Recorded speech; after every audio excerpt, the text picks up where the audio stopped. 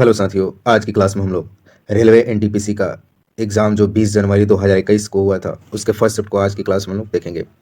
तो जितने भी नए लोग हैं चैनल को सब्सक्राइब कर देंगे, वीडियो को लाइक करेंगे और इस वीडियो को शेयर भी करेंगे। और आपको मैं बता दूं कि इस सीरीज़ में हम लोग टोटल 133 शिफ्टों के प्रश्नों को देखेंगे। तो ऐसे ही महत्वपूर्ण वीडियो पाने के लिए और आपको क्या करना होगा कि चैनल को बस सब्सक्राइब कर लेना है। तो चलिए आज की क्लास शुरू करते हैं। आज की क्लास का पहला प्रश्न है, दूरसंचार विभाग द्वारा जारी किए गए उस पोर्टल का नाम क्या है जो क्षेत्र में मौजूद मोबाइल टावरों द्वारा उत्सर्जित विकिरण की संसूचन की अनुमति प्रदान करेगा और सरकार द्वारा निर्धारित विद्युत चुंबकीय क्षेत्र उत्सर्जन संबंधी मापदंडों के अनुपालन की जांच करेगा। तो उस पोर्टल का नाम है तरंग संचार। तो ये आप लोग याद रखेंगे। और आप लोगों को मैं बताता चलूँ, एनटीपीसी की सारी प्लेलिस्ट अपडेट कर दी गई है इस चैनल पर। आप जाकर वहाँ से सारे वीडियो को देख लेंगे। जितने भी 133 शिफ्ट के प्रश्न आए थे एग्जाम में वो सारे वीडियो जाकर वहाँ पर आप देख सकते हैं। और आपके लिए रेलवे का अन्य एग्जाम जो है group D, RPF constable, RPF SI, ये सारे पेपर प्लेलिस्ट अपडेट कर दिया गया है। और साथ में एसएससी के भी सारे एग्जाम का प्लेलिस्ट अपडेट कर दिया गया है। तो आप जाकर वहाँ से अपने सारे प्रीवियस पेपर को देख सकते हैं। चलिए अगले प्रश्न को देखते हैं। अगला प्रश्न है, निम्नलिखित में से कौन सा देश ब्रिक्स का समूह सदस्य नहीं है?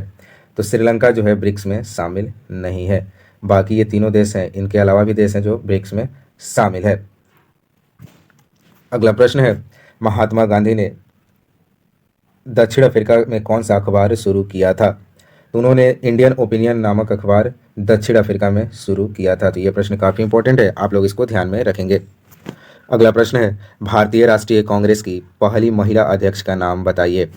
तो एनी बेसेंट जो है भारतीय राष्ट्रीय कांग्रेस की पहली महिला अध्यक्ष थी।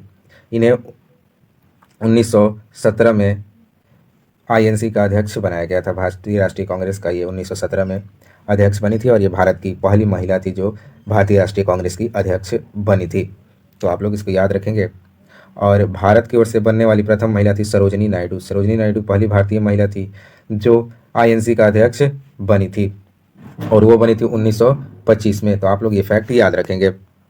अगला प्रश्न है, उस प्रसिद्ध जैव वैज्ञानिक का नाम बताइए जिसने गैलापागोस द्वीप नामक समूह के नाम से जाना जाता है। तो वो थे चार्ल्स डार्विन। चार्ल्स डार्विन का एक जीव वैज्ञानिक थे जिससे गैलापागोस द्वीप समूह का नाम जुड़ा हुआ है। किससे? तो चार्ल्स डार्विन से। अगर आप लोग को वीडियो पसंद आ रहा है तो आप लोग चैनल को लाइक करेंगे, शेयर करेंगे और सब्सक्राइब करेंगे। चलिए अगले प्रश्न को देखते हैं। भारत सरकार की किस योजना के अंतर्गत गरीबी रेखा के नीचे जीवन यापन करने वाले बीपीएल परिवारों को एलपीजी सिलेंडर वितरित किया जाता है?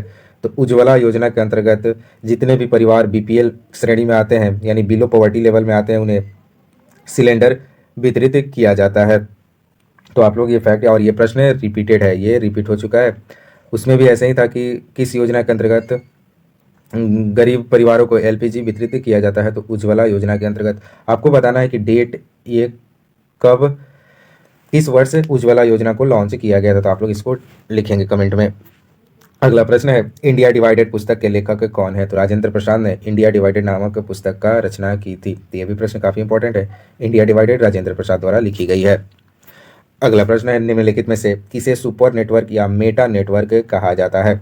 तो इंटरनेट को आप सुपर नेटवर्क या मेटा नेटवर्क के नाम से भी जानते हैं। तो आप लोग देखिए, इंटरनेट के दो अन्य नाम है, सुपर नेटवर्क और मेटा नेटवर्क। अगला प्रश्न है, स्वतंत्रता के बाद भारत की संविधान सभा के अध्यक्ष कौन थे? तो राजेंद्र प्रसाद जो है स्वतंत्रता के बाद संविधान सभा के अध्यक्ष बने थे। तो आप लोग देखिए, राजेंद्र प्रसाद से अभी तक 2 प्रश्न बन चुके हैं, एक इंडिया डिवाइडेड किसने लिखा और एक संविधान सभा के अध्यक्ष। तो राजेंद्र प्रसाद से अभी तक 2 प्रश्न बन चुके हैं। अगला प्रश्न है, असंगठित कार्यबल को राष्ट्रीय पेंशन योजना में जुड़ने हेतु प्रोत्साहित करने के लिए जून 2025 में निम्नलिखित में से कौन सी वित्तीय समावेशन योजना की शुभारंभ किया गया था? तो वो योजना था अटल पेंशन योजना। अटल पेंशन योजना को जो शुभारंभ हुआ था जून 2015 में इस योजना की शुरुआत हुई थी।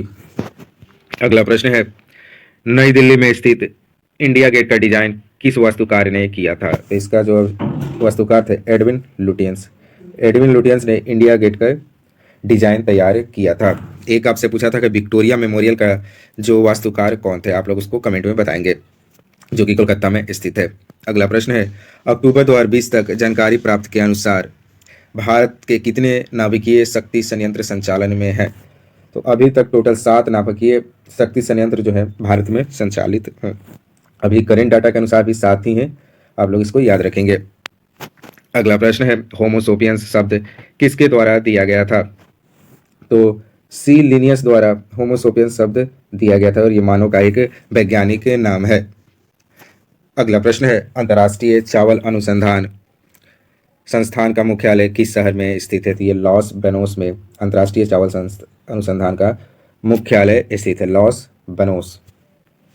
अगला प्रश्न है, इंदिरा गांधी राष्ट्रीय कला केंद्र का मुख्यालय किस शहर में स्थित है? तो ये जो है नई दिल्ली में स्थित है, आप लोग इसको याद रखेंगे। इंदिरा गांधी राष्ट्रीय कला केंद्र, इसका मुख्यालय नई दिल्ली में स्थित है। अगला प्रश्न है, निम्नलिखित में से कौन सा जल डमरू मध्य अटलांटिक महासागर को प्रशांत महासागर से जोड़ता है? तो मैगलन जल डमरू मध्य जो है अटलांटिक महासागर को प्रशांत महासागर से जोड़ता है। तो आप देख रहे हैं यहाँ पर स्ट्रेट से भी जल डमरू मध्य से प्रश्न बने हैं, तो आप लोग कुछ सारे जल डमरू मध्य को पढ़ लेना है। अगला प्रश्न है, प्रथम लोकसभा अध्यक्ष का नाम बताइए। तो इनका नाम था जीवी मालवंकर, ये प्रथम लोकसभा अध्यक्ष थे। अगला प्रश्न है, निम्नलिखित में से कौन सा ऑफिस पैकेज नहीं है? तो क्वांटम जो है ये एक ऑफिस पैकेज नहीं है। तो आप लोग देखेंगे कि ऑफिस पैकेज कौन कौन है। तो ये आपका WPS, माइक्रोसॉफ्ट ऑफिस 2010 और लिवरे जो है ये सब ऑफिस पैकेज हैं। अगला प्रश्न है, अल्बर्ट आइंस्टीन को 1921 में निम्न में से किसके लिए नोबेल पुरस्कार दिया गया था? तो उन्हें प्रकाश के वैद्युत प्रभाव के लिए 1921 में नोबेल पुरस्कार दिया गया था। तो ये प्रश्न बहुत बार एग्जाम में पूछा है कि अल्बर्ट आइंस्टीन को किस क्षेत्र में नोबेल पुरस्कार दिया गया? तो प्रकाश के वैद्युत प्रभाव के कारण, और उन्हें 1921 में ये पुरस्कार प्रदान किया गया था। अगला प्रश्न है, निम्नलिखित में से कौन सा भारतीय वन्य जीव अभ्यारण्य एशियाई शेरों का आवास है? तो गिर जो है ये एशियाई शेरों का आवास है, और आपको मालूम होगा ये जो गिर स्थित है आपका गुजरात में स्थित है। अगला प्रश्न है, प्रसिद्ध बांग्ला उपन्यास पंथेर पंचाली के लेखक कौन है? पथेर पंचाली के लेखक कौन है? तो इनका नाम हो जाएगा विभूति भूषण बंदोपाध्याय। ये भी एक बंगाली राइटर थे, उन्होंने एक प्रसिद्ध उपन्यास लिखा जिसका नाम है पथेर पंचाली। काफ़ी इंपॉर्टेंट ये बुक है, तो आप लोग उपन्यास है इसको आप लोग याद रखेंगे। अगला प्रश्न है, इनमें से कौन सा भूमध्य सागर में स्थित सबसे बड़ा द्वीप है? तो सिसिली द्वीप जो है भूमध्य सागर में स्थित सबसे बड़ा द्वीप है। अगला प्रश्न है, सामान्य गेहूं का वानस्पतिक नाम क्या है? तो आपसे पूछ दिया है कि गेहूं का बोटैनिकल नेम क्या है, साइंटिफिक नेम क्या है? तो इसका नाम हो जाएगा ट्रिटिकम एस्टिवम। ट्रिटिकम एस्टिवम आपका गेहूं का बोटैनिकल नेम है। तो आप अगर आप शुरू से पढ़ रहे होंगे तो आपको मालूम होगा कि एग्जाम में साइंटिफिक नेम पूछता है, चाहे वो मानव का हो, चाहे वो फ्रॉग मेढक का हो, कैट का, डॉग का, गेहूं का, चावल का, अंगूर का, ये सब का आपसे वैज्ञानिक नाम पूछता है। तो आप लोग जो जो इम्पोर्टेंट चीज़ें हैं उनका वैज्ञानिक नाम आप लोग याद कर लेंगे। करीब 10 या 15 इंपॉर्टेंट है, आप लोग उसको एक बार देख लेंगे। अगला प्रश्न है, गल्फ स्ट्रीम की खाड़ी से निकलती है? तो मैक्सिको इसका राइट आंसर हो जाएगा। जो गल्फ स्ट्रीम है ये मैक्सिको की खाड़ी से निकलती है। अगला प्रश्न है, निम्नलिखित में से कौन सा कार्यक्रम भारत के सड़क परिवहन के विकास से संबंधित है? तो स्वर्णिम चतुर्भुज जो है ये भारत में सड़क परिवहन विकास से संबंधित है। अगला प्रश्न है, राम प्रसाद बिस्मिल को फांसी किस लिए दी गई थी? तो उन्हें काकोरी ट्रेन डकैती के लिए उन्हें फांसी दी गई थी। और ये जो काकोरी रेल कांड हुआ था ये 1925 में हुआ था। इसमें भारतीयों ने मिलकर काकोरी में एक ट्रेन को लूटा था और इसमें राम प्रसाद बिस्मिल को फांसी दी गई थी। अगला प्रश्न है, कक्षा में प्रक्षेपित किए जाने वाले पहले उपग्रह का नाम बताइए। तो भारत की तरफ से पहला उपग्रह जो लॉन्च किया गया था उसका नाम था आर्यभट्ट। अगला प्रश्न है, इनमें से किसे पर्यावरणीय मामले को चिन्हित करने के लिए 2007 में नोबेल शांति पुरस्कार से सम्मानित किया गया था? तो आपसे पूछ लिया कि 2007 में किसे नोबेल पुरस्कार से सम्मानित किया गया था और किसके लिए? तो पर्यावरण मामले के चिन्हित करने के लिए। तो यह हो जाएगा इसका answer intergovernmental panel on climate change, AI Gore. तो आप लोग इसको याद रखेंगे, intergovernmental panel on climatic change and Al Gore ये जो संस्था थी, इस संस्था को 2007 में नोबेल का शांति पुरस्कार दिया गया था। अगला प्रश्न है, निम्नलिखित में से किसका संबंध भारतीय स्वतंत्रता संग्राम से नहीं है? तो ये न्यू डील जो है ये भारतीय स्वतंत्रता संग्राम से संबंधित नहीं है। बाकी Cripps mission, Simon commission, Wavell plan जो है ये आपका स्वतंत्रता संग्राम से संबंधित है। और आपको मालूम होगा साइमन कमीशन भारत में 1928 में आया था, ये भी प्रश्न इंपॉर्टेंट है। क्रिप्स मिशन 1945 में आया था। अगला प्रश्न है, ग्रहों की गति के नियम का प्रतिपादन किसने किया? तो इसका नाम था जोहान्स केपलर। केपलर ने ग्रहों की गति के नियम का प्रतिपादन किया था। अगला प्रश्न है, विश्व का सबसे बड़ा कॉफी उत्पादक देश कौन सा है? तो ब्राजील जो है विश्व का सबसे बड़ा कॉफी उत्पादक देश है।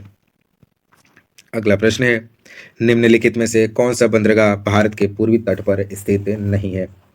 तो कांडला बंदरगाह जो है भारत के पूर्वी तट पर स्थित नहीं है, ये आपका पश्चिमी तट पर स्थित है। बाकी तूतीकोरिन, पारादीप, हल्दिया ये जो है पूर्वी तट पर स्थित है। अगला प्रश्न है, टकला मकान मरुस्थल किस देश में स्थित है? तो चीन में टकला मकान मरुस्थल स्थित है। अगला प्रश्न है, इनमें से किसे सी लैंग्वेज को विकसित करने का श्रेय दिया जाता है? इनका नाम था डेनिस रिची। डेनिस रिची को जो कंप्यूटर का सी लैंग्वेज है उसको विकसित करने का श्रेय दिया जाता है। अगला प्रश्न है, किस संवैधानिक संशोधन में नीतिक निर्देशक तत्वों को मौलिक अधिकार की वरीयता दी गई थी? ये आपका 42वां संविधान संशोधन था। तो 42वां जो संविधान संशोधन जो था 1976 में किया गया था, ये जो संशोधन था काफ़ी इंपॉर्टेंट था। इसमें भारत के संविधान में मौलिक कर्तव्य को जोड़ा गया था। और आज हमने जीके के टोटल 40 प्रश्नों को देख लिया है। अगर आपको ये वीडियो पसंद आया है तो आप लोग चैनल को सब्सक्राइब करेंगे, लाइक करेंगे और शेयर करेंगे। आप लोग को इस सीरीज में टोटल 133 शिफ्टों का प्रश्न कराया जा रहा है। तो आप लोग ऐसे महत्वपूर्ण वीडियो पाने के लिए, अपने समय को बचाने के लिए आप लोग चैनल से जुड़ सकते हैं। तो चलिए मिलते हैं नए वीडियो के साथ। जय हिंद, जय भारत।